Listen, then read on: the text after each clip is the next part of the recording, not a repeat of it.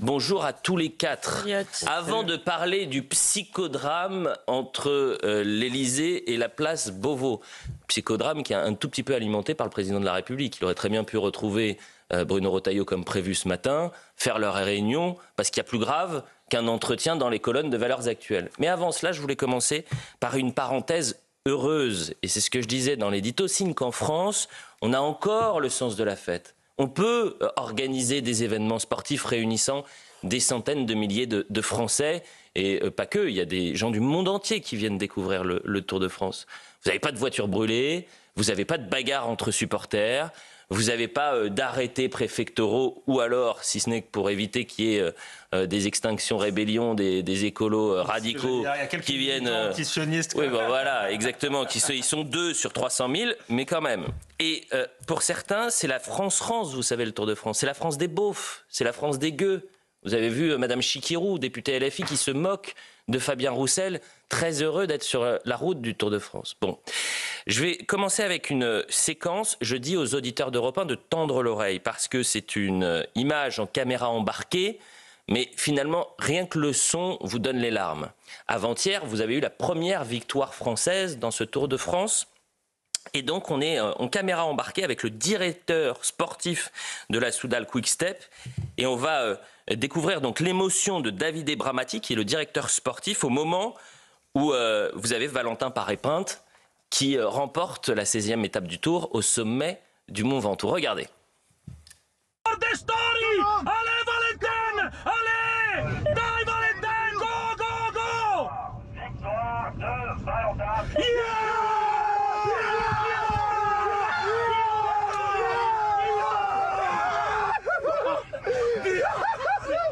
Yes!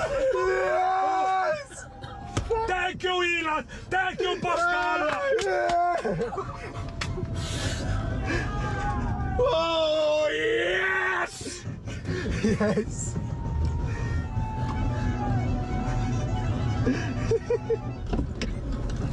Merci, Loulou!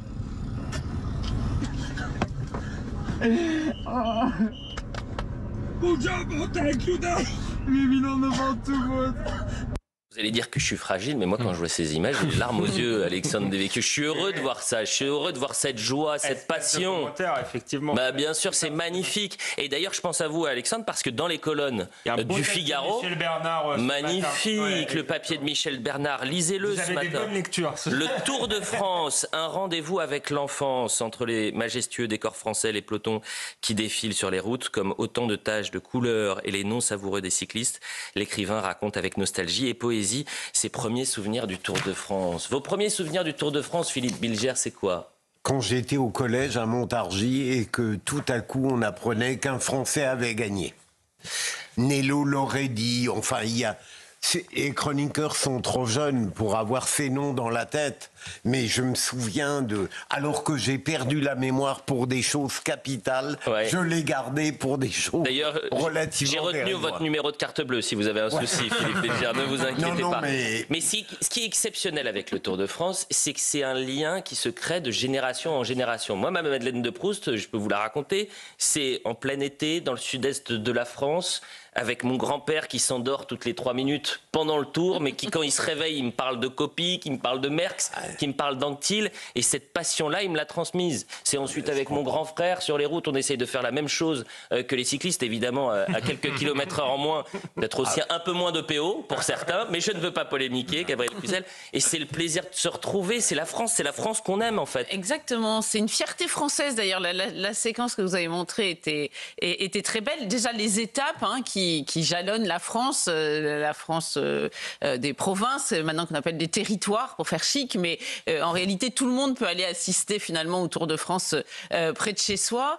On peut regarder un bout à la télévision également, et c'est vrai que c'est intergénérationnel parce que en plus le vélo est un sport qu'on peut pratiquer assez longtemps en âge, donc ça réunit tout le monde. Ça a beaucoup inspiré les écrivains, vous savez, Blondin qui est un journaliste sportif, a écrit on n'a jamais fait mieux. Hein. Voilà, a écrit des des très belles pages sur le Tour de France, mais on comprend que ça défrise certains, hein, parce que le Tour de France des enfants, d'ailleurs, c'était un livre, vous savez, qu'on faisait lire autrefois pour raffirmer le patriotisme. Et le mot Tour de France, déjà, est compliqué pour certains. Alors, vous vous souvenez, je ne vais pas citer de marque, mais... Surtout pas. Surtout pas, ne citez pas de marque. Tour, ça implique qu'il y a des frontières, d'une certaine façon, parce qu'on en fait le tour. Et c'est vrai que ces marques bien françaises, parfois de saucissons, je ne citerai pas de nom, mais c'est qui ça dérange Madame Chikirou, pour ne pas la citer. Mais bien sûr. Chikirou, c'est évidemment la France profonde. Donc tout cela contribue à en faire une fête qui ne plaît pas. Vous savez, vous vous souvenez aussi de la polémique des filles, terrible, avec J'ai oublié cette polémique. des jeunes filles avec un bouquet. Oui, ou des Miss qui sont à côté des Miss qui donnent sur le podium. Quel dommage qu'on ait supprimé les deux. Pas tous en même temps, s'il vous plaît, pour les auditeurs. Quel dommage qu'on ait supprimé les deux femmes. Remplacées par un homme, enfin, franchement. Pour certains cyclistes, vous voulez avoir des problèmes, Philippe. Dès le matin, dès jeudi matin, vous voulez que j'y ai un souci. On l'ai dit d'emblée à l'époque. Vous n'avez pas compris que certaines associations maintenant vont avoir plus de moyens grâce à Aurore Berger pour finalement contrôler s'il y a sexisme, misogynie sur les plateaux. Vous êtes en vérité, c'est anti-féministe parce qu'elles étaient payées pour faire ça, donc c'est un job en moins pour des femmes. C'est ridicule. Et l'autre élément qui est essentiel, c'est que la France peut organiser des grands événements sportifs sans avoir besoin de déployer. Alors il y a des moyens de sécurité qui sont XXL pour le Tour de France, attention, mais c'est pas le même public, c'est la clé. Moi je peux vous en parler parce que j'ai fait 2 étapes, dont une dans le Puy-de-Dôme à Châtel-Guyon, pas très loin de chez mes parents. C'était à 2 pas, c'est ce que vous dites. C'est-à-dire qu'en gros, j'ai fait 300 mètres et j'ai vu dans une pente à 17%. C'est sportif, incroyable. C'est ça d'abord aussi. Et autour, le public était là, vous avez raison, c'est très intergénérationnel. Il y a des enfants, il y a des grands-parents.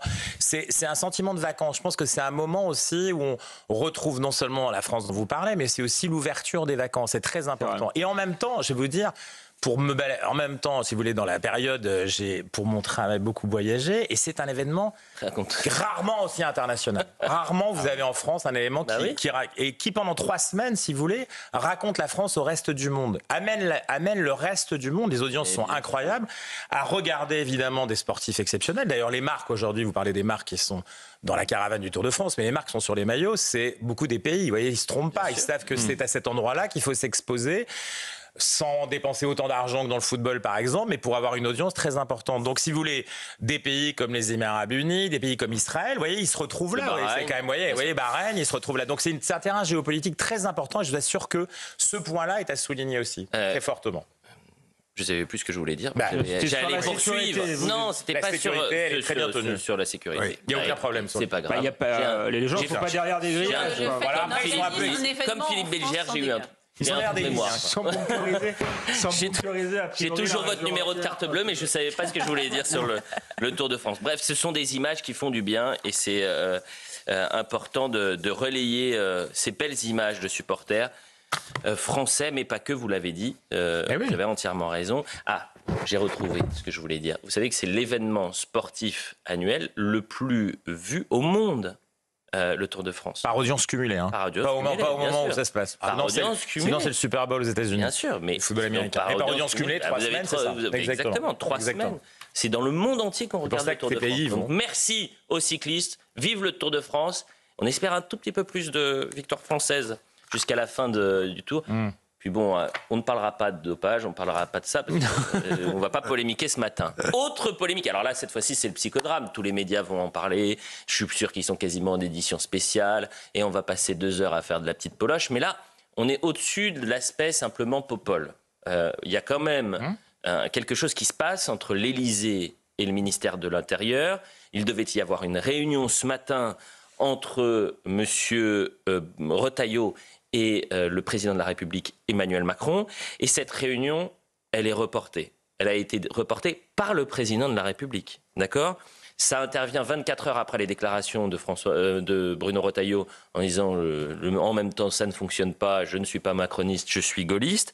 Il a quand même le droit de le dire, non ? Oui, et c'est interdit. Il faut rester dans le pas du président de la République. Alors, de sources gouvernementales, m'a-t-on dit ce matin, le président considère que le recadrage, parce qu'il va y avoir recadrage, il doit venir d'un ministre, du Premier ministre et non du président de la République. Imaginez le niveau... Non mais attendez, pardonnez-moi. Il y a peut-être des sujets bien plus importants qu'une interview dans Valeurs Actuelles. La situation en Algérie, la sécurité en France, bien sûr. Ce qui s'est passé le week-end dernier à Limoges, Béziers, plutôt que de recadrer. Mais recadrer qui ? On n'est pas à la cour d'école. J'allais dire, on n'est pas à l'école. Et puis, c'est le président de la République qui nous a mis dans cette situation-là. C'est la première fois, effectivement, qu'on a un gouvernement de briques et de broc avec des gens qui appartiennent pas normalement aux mêmes familles politiques, avec des familles politiques quasiment incompatibles. Donc forcément, ça peut pas être un gouvernement qui parle d'une même voix. Bien sûr, mais c'est pas ça. Franchement, puis il y a le narcissisme. Il y a quand même des choses un peu plus qui ne supportent pas que quelqu'un existe à part lui-même. Après, c'est un jeu politique des deux, si vous voulez, parce que Bruno Retailleau existe aussi en défiant le président de la République et en essayant de montrer qu'il n'est pas totalement rallié à la Macronie. En le recevant ce matin, vous faites de l'interview dans Valeurs Actuelles un non-événement. Et vous gagnez des points. Vous gagnez des points. En reportant un rendez-vous pour que M. Retailleau soit recadré par le Premier ministre et ensuite le recevoir, vous créez un événement politique. C'est ridicule. Surtout que, pardonnez-moi de vous couper, mais je veux juste qu'on voit ce sujet avant de vous donner la parole. En 2016, en fait, la Macronie, c'est faites ce que je dis, pas ce que je fais. En 2016, on est en juillet 2016, Emmanuel Macron est ministre de l'économie, tout le gouvernement a bien compris que Emmanuel Macron allait être candidat, qu'il allait donc griller la priorité à tous ses petits copains, donc c'est une trahison pour le Parti socialiste. Regardez ce sujet, c'est un sujet qui date du 13 juillet 2016. En envoyant un texto à François Hollande. 13 juillet 2016. Donc Emmanuel Macron demande à ce que Bruno Retailleau soit recadré par le Premier ministre quand lui-même faisait ça quand il était gouvernement. On se moque du monde. Regardez ce sujet, c'est passionnant. C'était un sujet donc aux 20h de TF1. Il est au centre de toutes les conversations, sort seul du Conseil des ministres, le sourire aux lèvres. Macron, avez-vous été recadré par le président de la République ce matin? Quels ont été les mots du président pour vous? Il n'a visiblement rien à ajouter. En Conseil des ministres, François Hollande n'a pas dit un mot sur le meeting d'hier soir, juste une allusion en évoquant un tout autre sujet. La gratitude, c'est toujours quelque chose d'important. Et est-ce que vous, porte-parole du gouvernement, considérez qu'il peut encore rester au gouvernement? Pour utiliser une formule sartoise, faut éviter de s'égoyer. Se disperser, il faut s'égoyer. Il faut éviter. Voilà. Oui. Mais hier soir, Emmanuel Macron savait très bien où il allait, contre les appareils, les partis, le système. Nos institutions, notre système, ce monde est ancien. Il est usé. Il est fatigué. Il faut en changer. Manuel Valls, qui demande son départ depuis longtemps à François Hollande, a affirmé ce matin devant les députés socialistes. On ne peut pas dénoncer un prétendu système en cédant aux sirènes du populisme. Anti-système, ce sont des termes qui sont connotés. Et je pense qu'il devrait manier cela avec beaucoup de précaution. L'intéressé n'était pas au banc des ministres cet après-midi à l'Assemblée, mais ses déclarations, ce défi lancé à François Hollande dans tous les esprits. Dans cette bataille, nous allons prendre tous les risques. Et je les prendrai avec vous. Ce mouvement, nous le porterons ensemble jusqu'en 2017 et jusqu'à la victoire. C'est difficilement compatible avec son maintien au gouvernement. Il y a une clarification qui me paraît assez inéluctable. La parole demain est au président. Extraordinaire. Alors il faisait partie des populistes. Le populiste de quelqu'un. On est toujours le populiste de quelqu'un, Philippe Bilger, et c'est surtout qu'il faisait partie de l'international réactionnaire, l'antisystème. 8 ans plus tard, c'est une vaste plaisanterie. Non, même 9 ans plus tard. On a l'impression que Même les journalistes étaient complètement trompés. Mais ils faisaient exactement la même chose qu'on vit en ce moment. Il ne faut pas nous prendre pour des imbéciles. De manière plus violente. Alors, c'est de manière plus violente. C'est-à-dire que l'éruption est beaucoup plus violente, beaucoup plus sévère. Ce que fait Retailleau, et c'est incroyable d'ailleurs que le président de la République lui fasse une chambre d'écho, si vous voulez, étonnante. C'est-à-dire qu'on va parler de ce sujet-là tout à l'heure avec les réseaux sociaux, l'univers digital et social. Mais là, ce que fait Macron, c'est justement une espèce d'anti-Macron du départ. C'est-à-dire qu'à la limite, il aide même. C'est un peu Hollande qui, par sa faiblesse, tous ces acteurs qu'on voit là, vous voyez, les Valls, le maire du Mans, Monsieur Le Foll, ils étaient d'une faiblesse incroyable. C'est-à-dire que c'était un enfant, c'est un jeu d'enfant finalement pour Emmanuel Macron à ce moment-là, qui dit simplement, écoutez, vous êtes tous nuls en fait, vous êtes tous nuls, vous êtes des mauvais, vous avez tout cassé, vous avez flingué la France, et moi je vais arriver, et grâce à mes lumières, on va tout réussir. Finalement, le plus fou, c'est qu'il a réussi à gagner en 2017. Il a réussi à gagner parce que tous ces gens-là étaient très faibles, extrêmement faibles. Donc 9 ans plus tard, c'est le même scénario. Exactement. Bruno Retailleau dit à la Macronie, vous avez été nuls pendant 8 ans, vous avez tout déconstruit en France et vous avez fait pire que François Hollande. C'est pas pareil. Donc moi, j'avance. Il ne trahit pas. Mais il ne trahit rien. Je pense que c'est pas pareil. Je suis d'accord, il ne trahit rien. Emmanuel Macron appartenait à la majorité.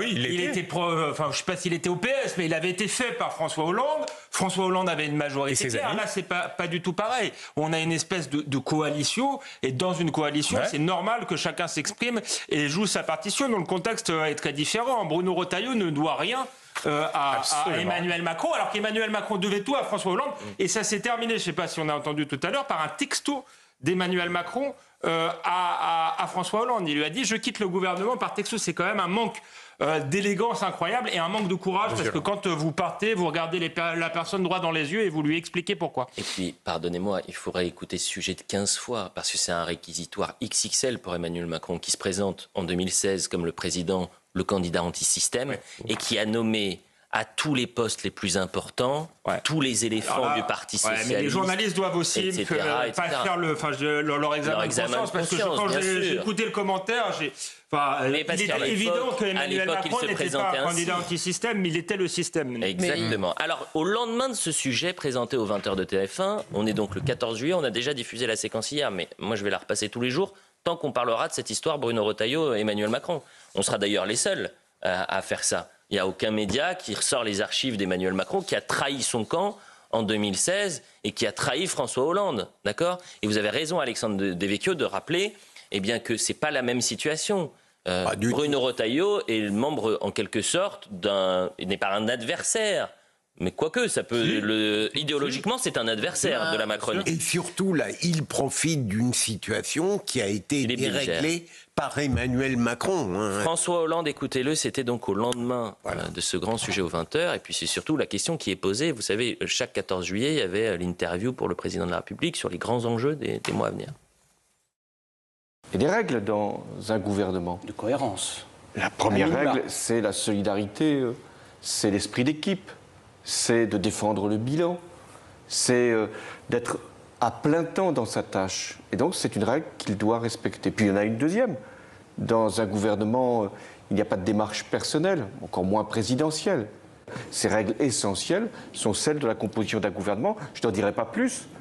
Respecter ces règles, c'est rester au gouvernement. Ne pas les respecter, c'est ne pas y rester. Combien de temps comptez-vous laisser le sujet, Emmanuel Macron, semer le désordre et les zizanies dans votre majorité ? Je ne vais pas en parler là, mais parfois le silence est d'or. J'ai l'esprit d'escalier, mais dans le sujet 2016, la question qui est posée à M. Le Foll, vous n'avez pas reconnu la voix ? C'est Yohann Usaï. Incroyable. Gabriel Cluzel, tout le monde en parle, j'ai vu dans le Figaro ce matin, le Parisien également. Alors pour être tout à fait franc, c'est quand même un faux parallèle, et Alexandre l'a dit, parce que là, Macron a tué le père, si j'ose dire, comme d'ailleurs Chirac avec Giscard et d'une certaine façon Sarkozy avec Chirac. Là, on ne peut pas dire qu'Emmanuel Macron soit le père de Bruno Retailleau. On lui reproche quoi de dire, c'est quand même pas un scoop de dire que la Macronie est subclaquante. Enfin bon, donc on lui reproche en fait, vous savez, d'avoir été malséant, quand on a un aïeul Aïeul qui est sur son lit de mort, on va pas commander le cercueil tout de suite, quoi. On attend un peu.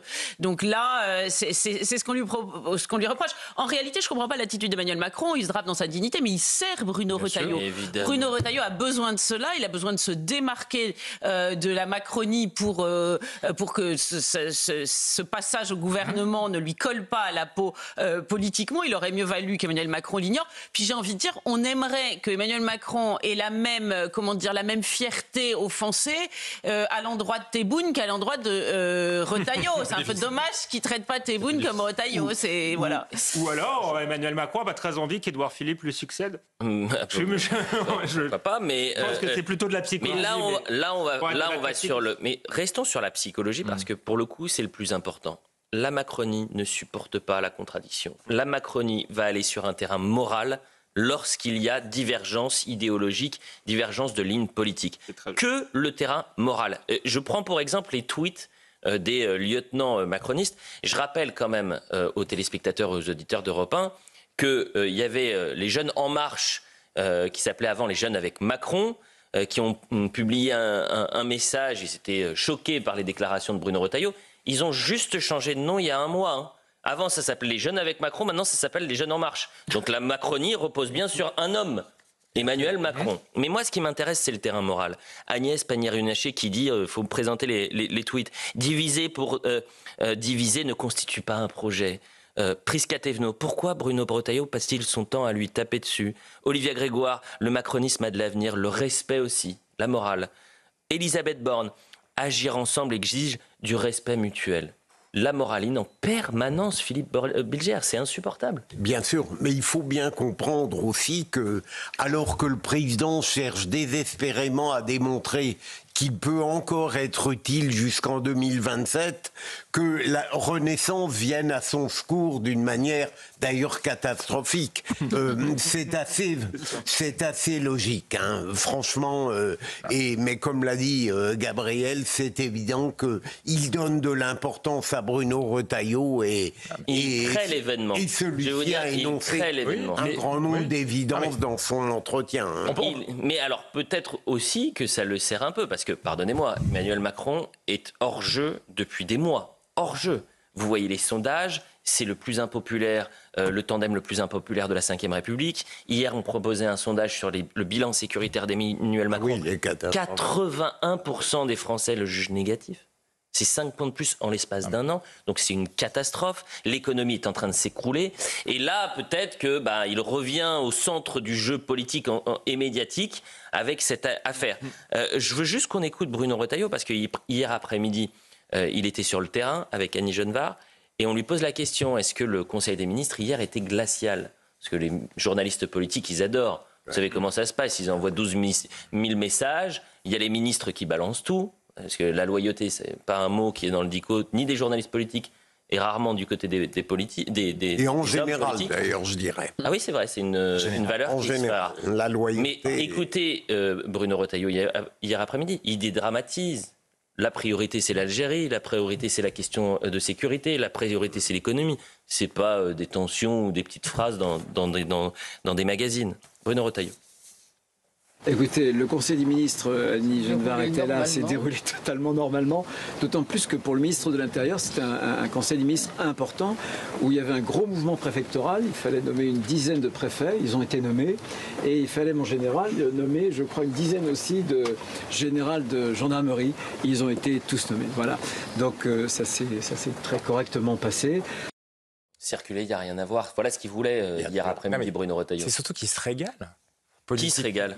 Bruno Retailleau, c'est-à-dire que quelque part, il reçoit un soutien incroyable du président de la République. Vous parliez d'Édouard Philippe, de Laurent Wauquiez, mais là, c'est un choix d'Emmanuel Macron. En fait, il le désigne comme son meilleur ennemi, mais finalement, on sent bien, quand on connaît bien Emmanuel Macron, que c'est presque... Oui, bien sûr, c'est un enfantillage, mais c'est un choix politique, quasiment. C'est-à-dire que vous donnez un écho à ce point-là à Bruno Retailleau, qui lui-même, d'ailleurs, fait résonner cet écho. Oui. Je vous assure que si. C'est presque un choix. C'est un choix non dit, mais c'est un choix. Vous entendez le carillon, évidemment, pour la passation de plateau avec Anissa Dadi. Bonjour, Anissa. Bonjour, Elliot. Bonjour à tous. Pas de psychodrame chez vous. Ah de non. guerre entre la chef du club de l'État